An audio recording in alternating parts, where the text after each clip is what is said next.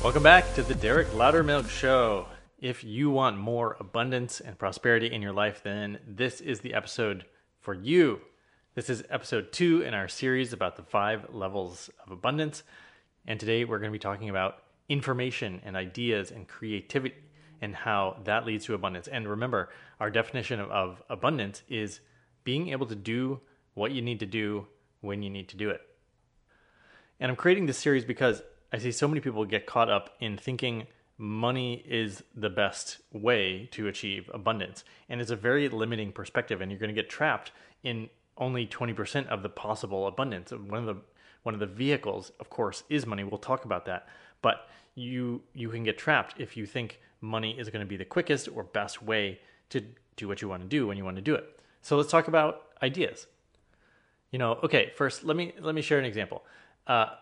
We were visiting my mother-in-law in California, and we came home to her place, and she had her tub faucet she couldn't turn it off, and so it was just like all this water was running, and it was about to flood the bathroom. And she called the emergency plumber, and they were like, "We can send someone out, but it'll be 2 hours, and it'll be $150." And it was like water flowing everywhere. And, she was very freaking out, and so I thought, I wonder if I can just fix it myself. So I went and I looked at the faucet, found the brand, looked on YouTube, how to tighten or stop water leaking on this particular faucet type. Boom, there's a video. I watched the video, 3 minutes, took me a couple minutes, tightened the faucet, the water shut off, everything's back to normal. And she was really impressed because she hadn't thought of, just accessing that. And so we have YouTube, we have Google, we have access to a lot of this information. The key is, are you thinking about it, right? Her first instinct was, I got to hire somebody. I got to pay somebody to do this for me. So there's a lot of times when you can access the right information right when you need it using the internet, or if it's a book, if you need to learn about negotiation, if you're about to go get a job or make a deal, right? You can learn about negotiation. You can take a quick online course to bump up your skills right when you need it. Now, the other side of it is you can just sort of read and learn broadly, so you start having models of thinking, frameworks of thinking, so you can place new things in context. So learning things before you need them, or learning things right when you need them. The advantage, of course, of learning things before you need them is that you can start to combine ideas. When you get to the cutting edge of one field and another field, you can start to have what James Altucher calls idea sex. And let's talk about James Altucher for a second, because he he shares his wonderful story of how he comes up with 10 ideas every day, and he's done it for a couple decades, I think. And I do this myself, and it's definitely a muscle that you can get in shape. You can get better ideas. You can come up with more ideas, more creative solutions. You can also give those ideas away to people that need them. But getting in the practice of coming up with ideas every day, 10 ways I can make my business better, 10 ways I can make my relationships better, 10 ways I can help my neighborhood. So that when it comes time to generating the ideas you need to, again, do what you need to do when you need to do it, it's going to flow much more easily.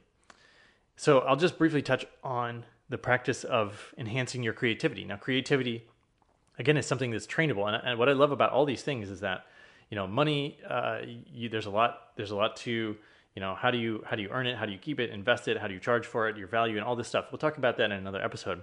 But with the value of information and ideas, you can train and get better at getting better ideas as well.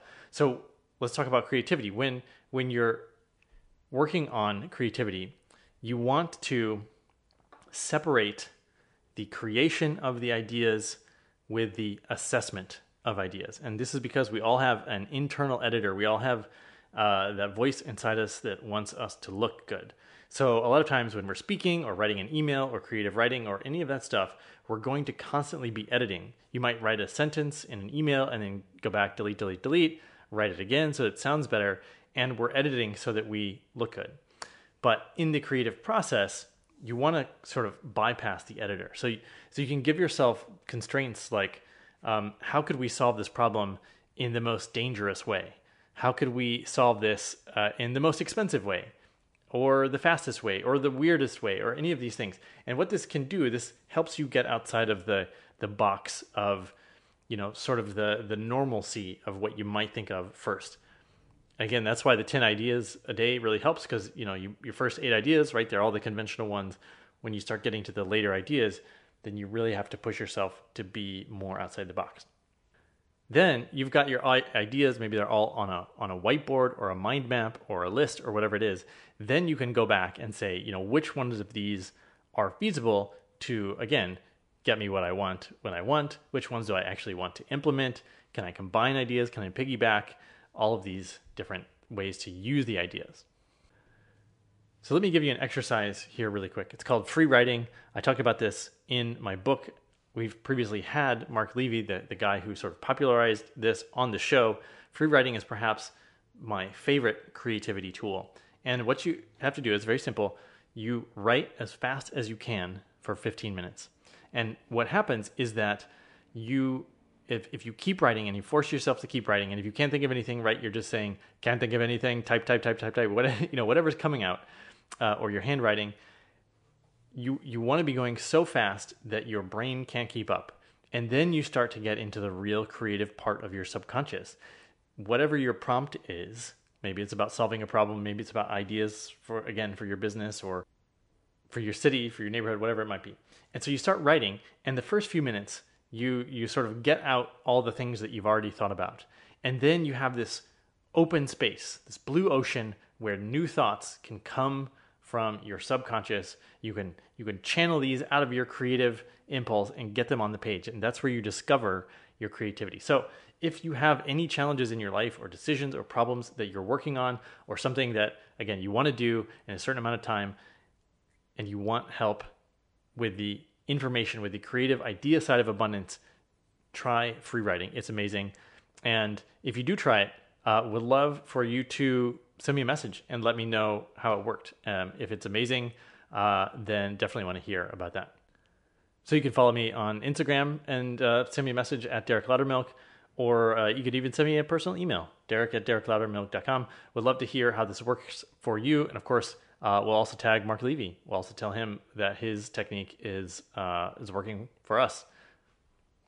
The last thing I'll touch on here is, again, the means of accessing all these different 5 levels of abundance can often be done through your network.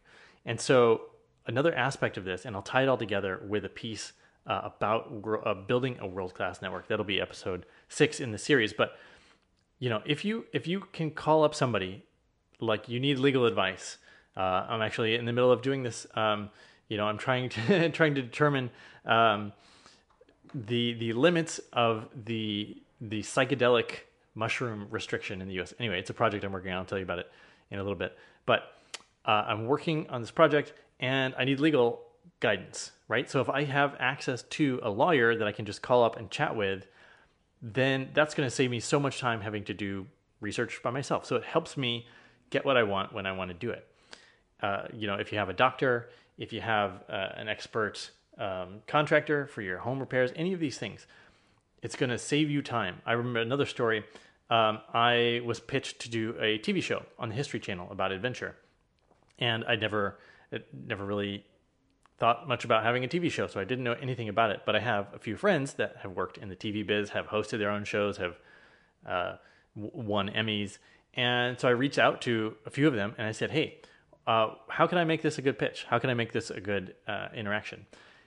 It never really panned out to anything. We only got a couple steps down the line of the process, but it was really helpful to know that I was going to be going in prepared, right? It saved me a lot of time and a lot of headache to be able to call up the right people. So I want you to start thinking about the access points to many of these. Let's say the access point to all of these levels of abundance can be through your network.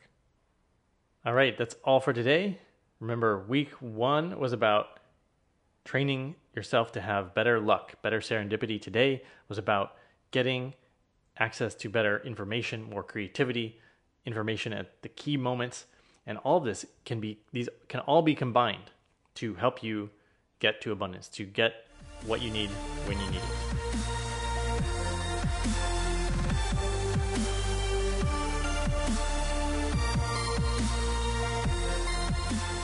All right, thanks so much for listening. Now it's your turn to go out there and be creative.